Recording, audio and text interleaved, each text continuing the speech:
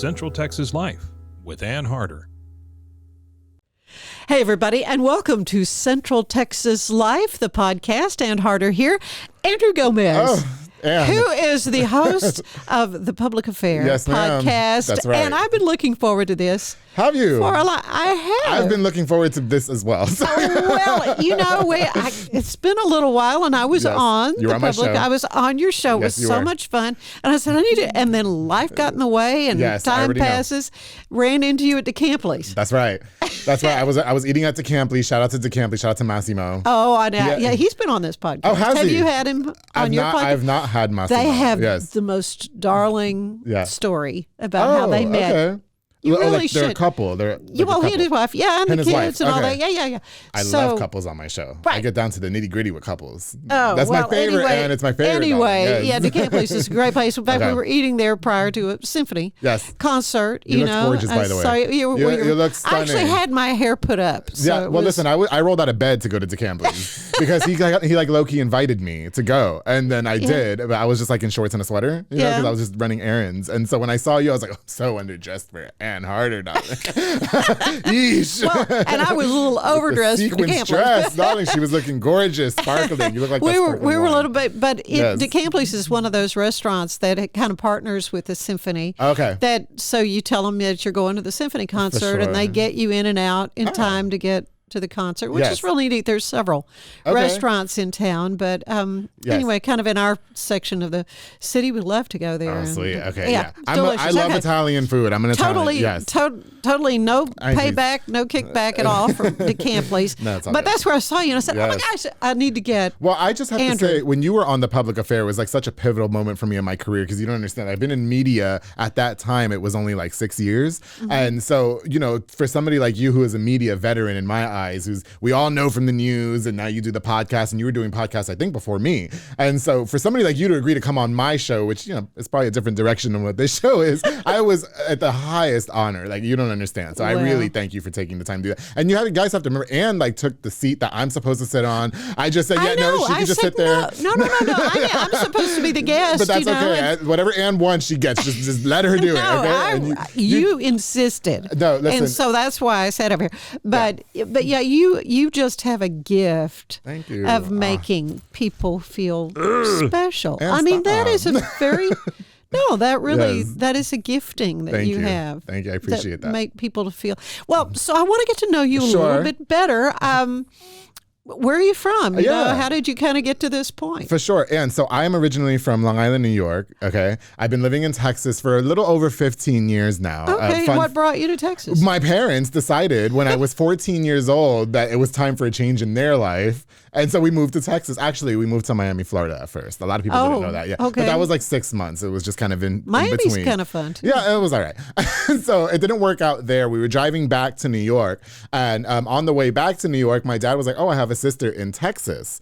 And we were like, that would be fun. Texas is different. We were low-key kind of homeless, like not to sound dark or anything, but that we didn't know where to go. So we were like, okay, you were kind of in a Texas. transitional point. In a transitional point. My parents, I will say, shout out to my mom and dad. They've come a long way in their lives. For sure. And I've learned from them, and not to make the same types of mistakes, but no shade on them. But yeah, we moved to Texas, and we moved to Lorena, Texas, because that's where my aunt lives, which is terrible. And can you imagine living in Long Island, New York, and Miami, Florida, and then Lorena, Texas? We're talking culture shock. That was like an understatement. I cried. And so actually, the change, especially at that stage. I mean, that age, that's such a it's a hard age anyway, period. No matter what. I left behind all my friends that I grew up with, all the family that we grew up with, and we basically started anew at 14, 15 years old. Wow. That was hard on me. I went through a really rough period in that time in my life. But, I think everything was for the best, and everything turned out the way it was supposed to be. Yeah. And I'm grateful to my parents for making that change, because I think that without that change, I wouldn't be where I'm at today. Sure. And it wouldn't have molded me into the person that I am today. Right. So at the beginning, I was resentful for them. I was like, why did you do that for? Yeah, that which does not kill you makes you stronger, right? I got into media when I was 24, I believe, 23, 24. I started at the radio station, KWPW, Power 108. Had a weekend show there. I came up under the great Chrissy. Shout out to Chrissy. Absolutely. I love Chrissy. And in fact, she and I served on a jury together. Oh, did you really? Isn't she great? I She just love her. That was really the most time I'd kind of spent with her. When we had jury duty. But I will say that coming up under a veteran like her as well was, again, pivotal for me because she really, in this business, we meet a lot of people that aren't the same as Chrissy. You know what I mean? That don't want to help you and stuff like that. And she really took me under her wing and helped me find my voice, helped me produce commercials, how to do everything. And I feel like a lot of the skills that I possess today is because of her. Technical work. Absolutely. I mean, it's you have to learn how to do it. So definitely. So then we fast forward 5 years into the radio careers when I started the Public Affair, and now we've been going on 3 years in July. Can you believe it? It's crazy. It seems like it was just yesterday. The very first Central Texas Living at the time, now Central Texas Life, was April 1st, 3 years ago. Yeah, there you go. Yeah. So we're because I remember going to meet with Mike, I believe it was like in May, and he says, "Oh, Ann Harder records a podcast here, and she's so professional." I was like, God, could you imagine if I had her on the Public Affair one day? No, there's no way she would do it, right? Because my show's definitely a little bit risque, but Ann didn't care. She's not judgmental. She came on anyway, and I loved it. Yeah, I loved it so much. We didn't get risque. We didn't get too risque. I did say that I had a crush on Brew Geetson, but that was different. That was different. Okay, and I never slid in his DMs, Ann. I promise, I didn't. Okay, because he said he was married, and I don't want those problems. Right. No, but it's been such a blessing, this journey, honestly, and all the doors that's opened for me with the success of the Public Affair. Well, and of course you work very hard at it. Yes. I mean, you have some wonderful sponsors. Yes. Yeah, if you want to talk about folks that are kind of linking arms with you on this. Yeah, for sure. I freaking forgot my iPad. Otherwise, I would have gave a shout out to all the. You have a lot. Oh, in the 3 years, I've had at least 50 local entrepreneurs or businesses sponsor the Public Affair. Great. Right now, I have about 15 that are active. Some do. It's just.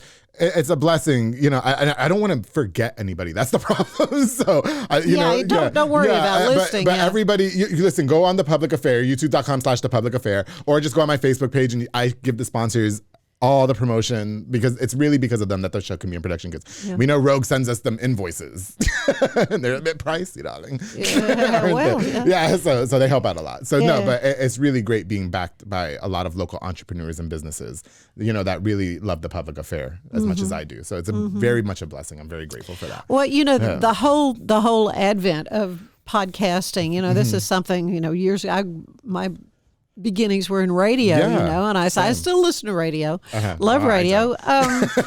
But this is so different, and it's a whole different world now for advertisers, and so forth. So I mean, I think a lot of people don't realize that, like in radio, it's a job, so we get paid a salary or whatever the case is. There's really no money in podcasts, so everybody thinks I'm rich now, right? And everybody thinks I'm like rich and I'm like richy rich. I'm like, ooh, I'm broke like you. Get out of here. You know what I mean? Like, no way. So that's why it's really great to have, again, local businesses that help, push the show and everything. So I'm really grateful for that. Yeah. So definitely. Well, you've had some wonderful folks on the show. Love and them. So, tell me about some of your, and again, it's like picking your favorite child, which you don't want to try to do. Listen, I'm getting ready to release my 140, by the time this show comes out, 147-ish. Really? Something like that. We put out an episode every single Monday since July 6, 2020.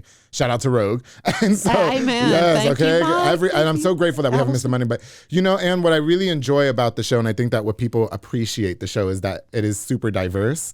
I don't just focus on one thing. Absolutely, it is. Yeah. Exactly. So I will have the local entrepreneur or business owner on the show to talk about their business, but then I also have the adult model that comes on and talks about doing their adult model things. You know what I mean? And then sometimes I just like to have a couple on the show and talk about the adversities that they faced and that helps strengthen their relationship. Stuff like that. And I try to make it relatable. See, I've met a lot of people in this business that kind of pull the wool over everybody's eyes and wants to portray a certain persona as who they are. And I just want to be myself. Yeah. You know what I mean? Yeah. And I think that's why people like it, because it's so relatable to everybody. Do you know what I mean? Like we all make these silly mistakes in our lives and things that we probably regret, but that's what part of being a human is, Right, and that's how we learn. That's how we learn. We learn from our mistakes. And it goes to show you that no one person is perfect, no matter what their status is in the city or in the country or the world or whatever the case is. Right, and everybody has problems. Absolutely.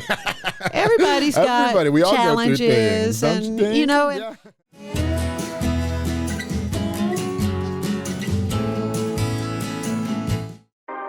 911, what's your emergency? Do you hear that? It's coming from the house. It's coming from inside the house? Do you mean, could it be?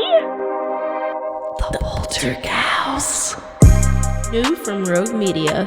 Two haunted hotties talking about haunted places. Every episode we dive deep into the darkest places and give you a bit of history. We're getting spooky in all the right places. You've gobbled your last ghoul. Follow along for the craziest and spookiest stories with Debbie's Dark Tourism. The Stanley Hotel, Winchester House, The Alamo, Hotel Monte Vista, and more spooky places. Find us at _Poltergals. POLTERGALS. Look over your shoulder. It's us, The Poltergals. Wherever you consume the podcast, you can find us there.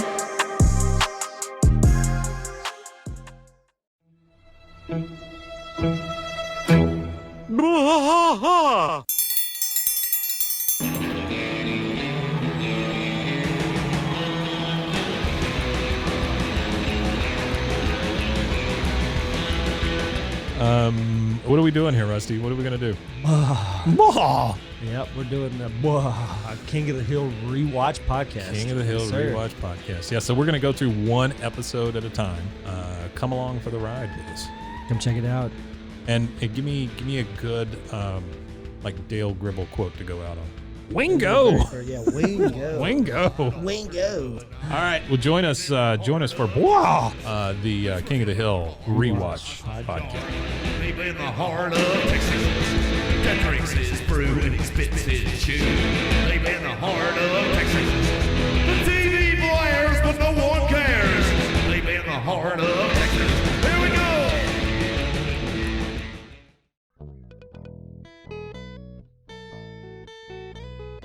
Hi, this is Sarah. And I'm Carter. And this is Some of Our Thoughts. We're two Southern sommeliers, and we want to share everything we love and know about wine. We started hanging out during quarantine and cooking and drinking and listening to music, and we just thought this would be a great way to bring everything we know to you guys. We will make wine knowledge and food pairings easy and approachable.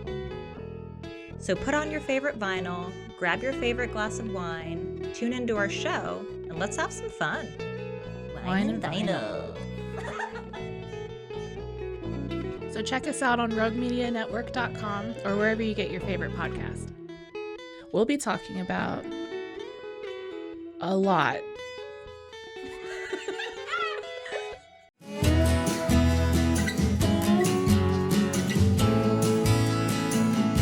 So I kind of want to get into the whole social media thing because you are really brilliant at using social media to promote public affair. Yeah, no, no. It really it's an art, and yes. and yet social media gets a rap for a lot of bad stuff. Oh yeah, for sure. And it can. Well, because it is a way you can kind of craft your brand, if you will, and who you are and all that kind of stuff. And we just want to show how the wonderful trips we take and the this and the that. Let's talk a little bit about that. Your thoughts on that. Yeah, so social media to me, if I didn't have the public affair, I would get rid of it completely. Really? I would definitely get rid of it completely because it is a double-edged sword. And while it's a great tool for promotion, my biggest... And it is a good way to communicate. Absolutely. Oh, yeah, definitely. I mean, it's a communication. I got reconnected with a lot of my friends in New York that I grew up with. I know, birthdays, aren't they? They're the most fun. Yes, definitely. And so it's my biggest source of promotion for the show, obviously, is Facebook. And, with the success of anything, and I'm sure too, per experience, comes a lot of people spread rumors about you now, and people say this, that, or the other. And sometimes it gets a little gamey and dicey, but you have to remember what you're in this for. You know what I mean? Right, you have to remember that you do this because you love it. And you know who you are and what you. I mean, do you get these spam things all the time? Where it's like well, I don't know. You get a little edgy, so I can see. But it's like the standards. You have violated the standards, and blah blah blah blah. And I'm like. Well, Ann, no, I haven't. I never violate the standards because I did get kicked off for a few days one time. Because, friends and I were joking, and I said I would go punch him in the face. So obviously I was joking, because I would never punch anybody in the face. Yeah, y'all was like saying, I'm going to beat you to death. Yeah, and they flagged me for 3, and I couldn't promote for 3 days, which hurt a lot. You know what I mean? Yeah. So I'm very mindful, and yes, I do post a lot of things that are funny and probably risque and edgy, like you just mentioned. Yeah. But, I try to stay in the guidelines because, Facebook is a little sensitive right now, and I think people are too now, Ann. Oh, it's just a joke. I know people have lost their sense of humor. Haven't they? It's like lame. Really, Yes. you got. Anyway, No, they have. Listen, and that's why I like my show, because I grew up in the 90s. I was born in 1991. And I remember when I was growing up, everything was allowed, especially when it was when you were allowed to, when you were being funny and you were trying to entertain people. Yeah. Everything was allowed. No joke was no holds bars. Right. And so that's what I do on my show. So when I talk about, sliding in some man's DMs, which is the term that they use now, and I'm not sure if you're familiar with that, okay, which means messaging them to, have fun. Right. So when I talk about things like that, it's just to be funny. And very few people, I will say, I don't get too much backlash for things like that. It's just other things. You know what I mean? They call them haters, darling. Oh gosh. That's it. Yeah. Anyway, but that kind of thing is, the whole social media. I think what I'm probably the most concerned about is how kids, younger kids, adolescent, like when you were an adolescent, just imagine if all this stuff had been thrown at you, as well as just the things you were dealing with with life anyway. But, where they really, they can't, they don't have the maturity to go, oh, it's just whatever. It's a joke, or it's this or that. Yes. They internalize everything so much. Yes. And then, it kids becomes these horrible. days are exposed to way too much. And I just think that, that people, I'm 31 years old. I'll be 32 this year. And I think that everybody below a certain age group, I shouldn't say what age group because I'll get a lot of flack, but they just have different ethics in terms of work and lifestyle and moralities. You know what I mean? And I think that I couldn't imagine being 15 years old and having access to like Facebook. We didn't have that. You know what I mean? We didn't just have it on the palm of our hands. Right. It was like a commodity to find a computer with internet. So you can have your MySpace, you know what I mean? And then you were the coolest kid in the world because you could do that, you know? And so I just think that a lot of kids and a lot of adolescents, they are exposed to a lot more. And it's causing a lot of rifts and stuff in terms of like crimes, you know what I mean? Like even adults meeting with, it's disgusting, you know? And so, yeah. I mean, it's really scary stuff, life-threatening stuff. I don't know. For them. Oh, goodness. Anyway. Yeah. Well, and of course, these just bring up, I think of people that I've talked to, like Susan Peters with Unbound, and folks that, have kind of dedicated their life to trying to stop things like sex trafficking and, that kind of thing. And these little critters can be pretty dangerous. A double-edged sword. And, again, so nothing is ever private on the internet. Even the apps that they post where it's like, they'll see the picture one time and then they'll never see it and then again. It disappears. And then never believe that. Don't believe that. Believe me, I'm victim to that. Really? Yes, and so, which, nothing that I'm ashamed of, Anne. But, right. I mean. But that's the case. People have to realize that whatever you post, and then even things like, I was just talking to a friend of mine where in 2011, I happened to come across his post because I was looking for a picture of him to use for a promotion. Mm-hmm. And I was like, wow, you were such a different person in 2011 than here we are in 2023. You can pull stuff up like that. And people can use things like that against you. You know what I mean? Like, well, remember in 202011 where you were saying this, that, that's like, it never goes away. It never goes away. It's just always there. So, well, and back, when I was working, and they'd ask me to come and speak to a class, of students or whatever, second grade on up, the Baylor students. But I would tell them, and this was before, this was just at the beginnings of all this kind of stuff. But I said, never, ever put anything on that you wouldn't want to sit on a news desk at a television station and broadcast. Okay. Because that's what you're doing. Yeah, definitely. And of course, now with, everything is recorded and everything is played back, thrown back. Back we were talking about making mistakes, and kind of slip of the tongue or whatever. And you want to, can we stop and start over kind of thing. Yeah.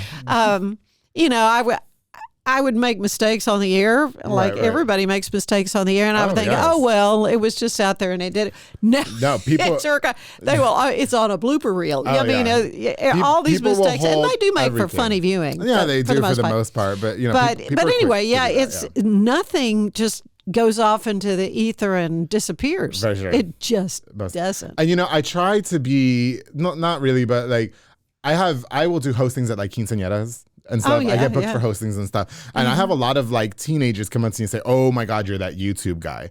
And we always I click on the video not made for kids. So you would think they can't see it, but somehow they have access to everything. You know what I mean? And listen, your parents are in charge of censoring what's appropriate for you. My show is not appropriate for kids. No, it's not. I have had some teenage guests, you know what I mean, on the show, which yes, you should watch those. You know what I mean? Right, because you tone it down. But sometimes I wonder, it's just crazy how easy it was for them to access it. Yeah. You know what I mean? Even with the blocks that I put. Still, so I don't know. It just we're living in different times, Ann. Yeah, it just makes me. I'm glad I'm not raising kids. Well, I don't have any kids either, so there you go. I mean, and I have grandchildren, but I will say too, in retrospect, going back to that, I'm grateful because some of them are inspired by me as well. It could be like some gay kid and it's like, I want to be like you when I'm your age. You know what I mean? More confident. And I hope one day I can be on your show too, because I'm playing really good soccer and I seen that you had a really good soccer player in your show and I look up to that soccer player and I like the way you talk to him. So it's things like that. Like that's a cool feeling. Right. But at the same time, it's like, what are you watching the show for? You know what I mean? Like, so it's weird. Yeah, for sure. I hear that. Well, I mean, what are your plans? I mean, where do you see all this going? I don't want this to be a cop-out, right? Because when I was on the radio, I said that I was going to be one of the biggest radio DJs, and then that didn't happen, right? And so I ended up... So good to have goals. Well, it's good to have goals, and then I ended up getting the full-time position that I worked so hard for, and then that ended. And then... I ended up starting a podcast, which if you would have told me I was ever going to have a podcast, that wouldn't was have believed one of the biggest in Waco. I would have never believed it. And you absolutely do, yeah. And I'm great. First of all, thank you to the community. Thank you to everybody in Waco that supports the show. And thank God, Jesus, thank God, because it's pulled me out of some places. And I don't have much plans in terms of the future. I'm right now living in the moment. And I know that sounds like a cop-out. But and when I thought, I'm going to ask him this question, but I'm thinking... I don't, Well, at my point in life, thinking, wait, no, what do you want to be doing in 5 years? I want to be around. I just want to, I just want to be relevant still. Okay? I still want the show to exist. I want my show to make a stamp on the world. That if I go tomorrow, and I sound dark and cryptic when I say that, I just recently had a friend that passed. And it really helps you realize, no, thank you. And it really helps you realize how short life is. Oh, it is. And so I'm just living in this moment right now. And if I go after this, I want the public affair to live on, and people say, God, but that was really Andrew. Do you know what I mean? And so we have something to live off of him now. You know what I mean? Or remember him by. Right. So that's what I want. That's the goal for this show, for sure. Yeah. And that's, and I kind of see these, in a way, Central Texas Live as sort of like oral history, in a way. Yeah. Because it's recorded. If somebody Googles your name, this interview will come up. Yes. And there's some that I've had on in the past who have passed, and it's really, to me, it's important. Yeah, definitely. To be able to, and then talk about historical stuff in Waco and just fun stuff. So I've thoroughly enjoyed this. I never dreamed I'd be doing a podcast. Isn't it great either. though? Yes. I just knew I was going to be on the radio for the rest of my life, and then that didn't happen. But I'm grateful that we have to remember how powerful our voices are on the microphone, and how much we actually influence and inspire people. You don't know that you influenced me a lot as well. Do you know what I mean? I want to be you in the years to come. Wow. Still looking gorgeous and put together and running and relevant. Okay. You see why I like I do. I just want to walk around with my sequence outfit into DeCamp-Lee's and steal the show. That's all I want to do. Okay. Hair put up. Listen, and the whole bit. And when I'm 32 right now, so in 20 years, I hope that I can be like that. I want my poodle and my handbag or whatever with my shades this big and my sequence outfit walking into DeCamp-Lee's like, Massimo, more pasta. I'm kidding. No, I'm kidding. No, speaking of which, the more pasta and the putting on weight. I think I read where you were working out. I wanted to talk to you about working out. Let's do it. Talk to me about whatever. Yes. Okay, so tell me about your workout regime. Okay, so I started working out I was really fat when I started the public affair. You should go watch episode 1 to like 17 or something like that. I started working out at, big shout out to Soko Soccer Academy on Franklin. Oh, okay. They now focus on individual skills training and group fitness training for kids and stuff, or soccer training. At the time they had a gym and they do like CrossFit.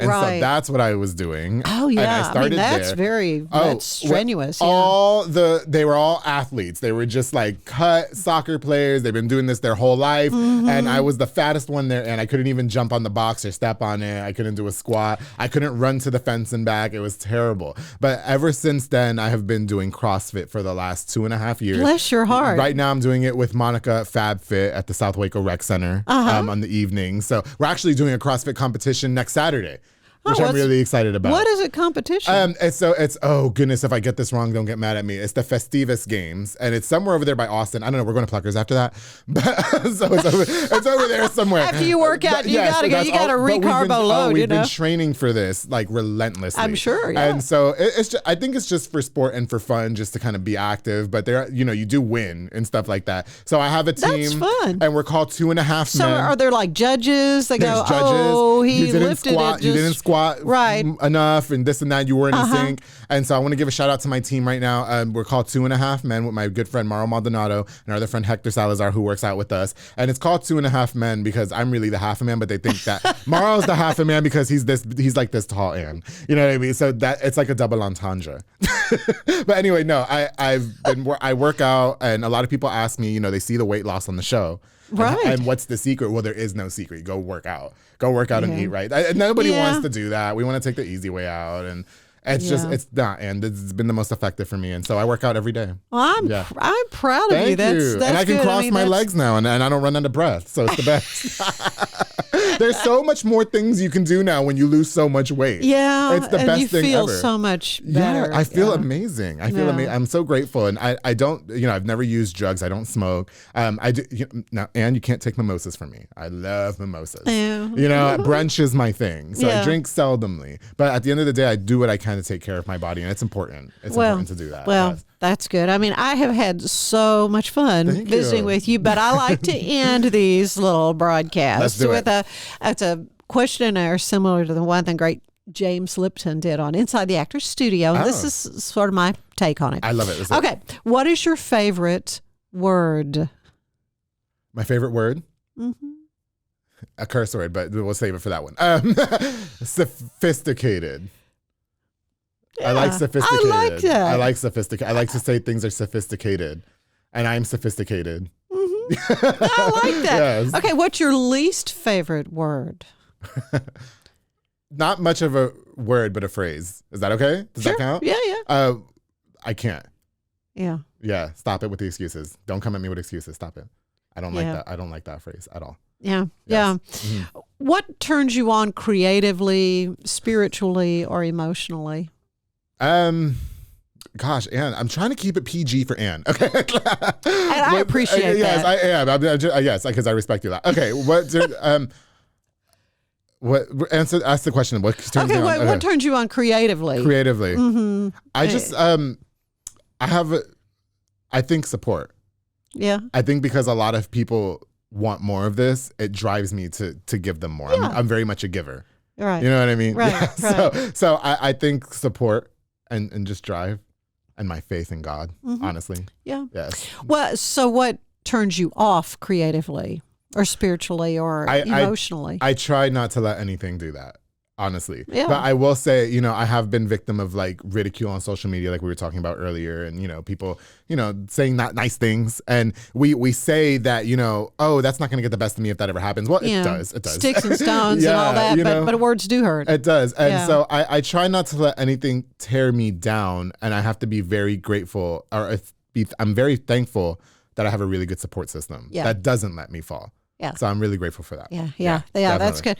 What sound do you love the most? Y'all set me up. That's not even fair. Okay, music. Yeah. Okay. All right. Yeah. No, I know this is gonna drop after you do that, but I understand you're emceeing the Battle of the Bands. Yes, I am. I'm so excited for you for that. Thank you so much.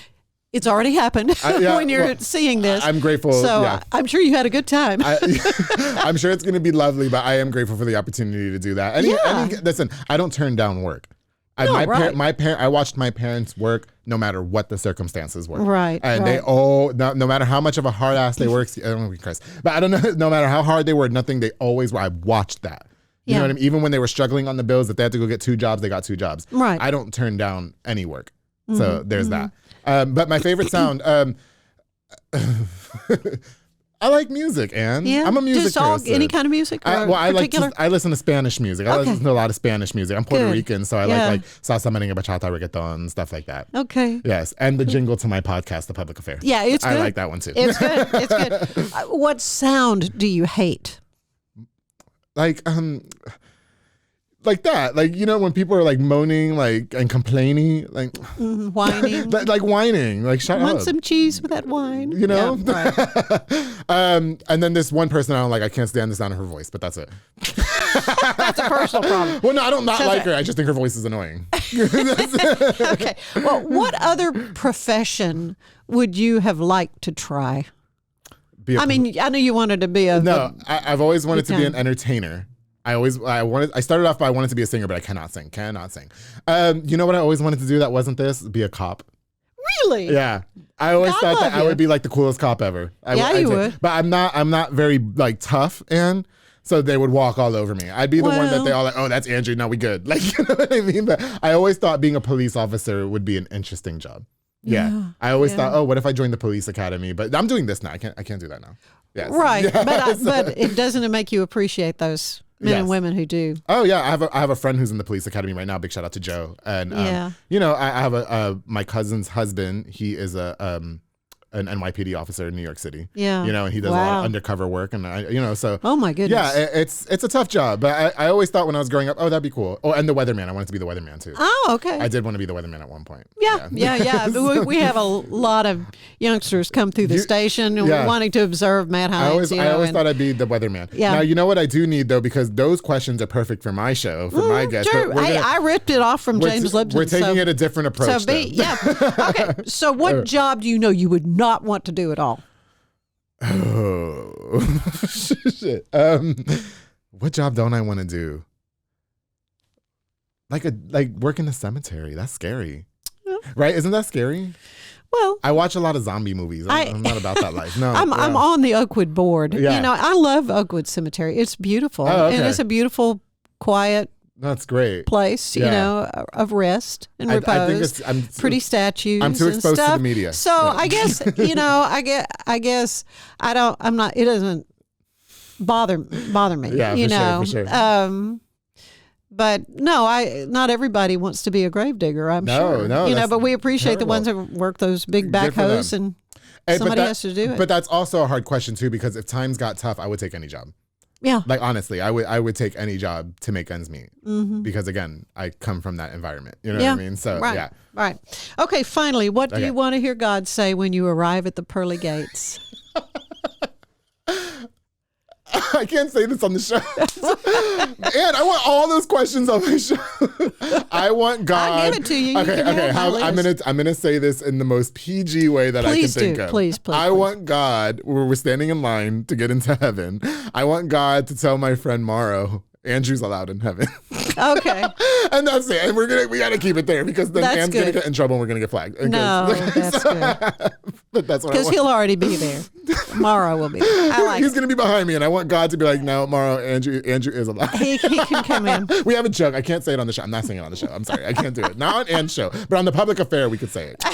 Okay. And I can find the Public Affair where again? YouTube.com/The Public Affair. We have an episode that comes out every single Monday, which I'm super grateful for. I've got more on the way. You can also stream it on anywhere you can get podcasts as well. So, and make sure you follow my Facebook and Instagram at The Public Affair, please. Andrew, you are so much fun. And thank you. It was a pleasure being here. You don't understand. It's an honor. And to the Queen, thank you for having me on your show. Truly. Thank you so much. Well, thank you. And we thank you for being with us. Yes. So join us again next time for Central Texas Life. Bye-bye. Let's do it.